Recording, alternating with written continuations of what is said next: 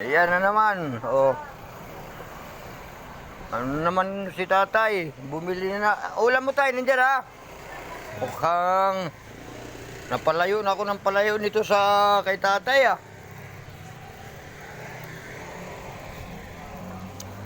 Repair. Ano pa tay? Malayo-layo pa ba yun tay? Malapit na. Dalawa dito ang gagawin mo. Kapit-bahay ko. Yan. Customer is always right. Yan. Dito na ngayon. Hindi mo falta.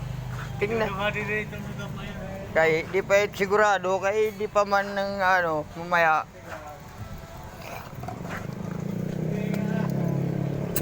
Ang iyo lang.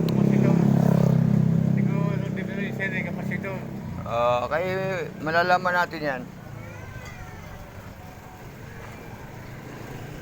Repair.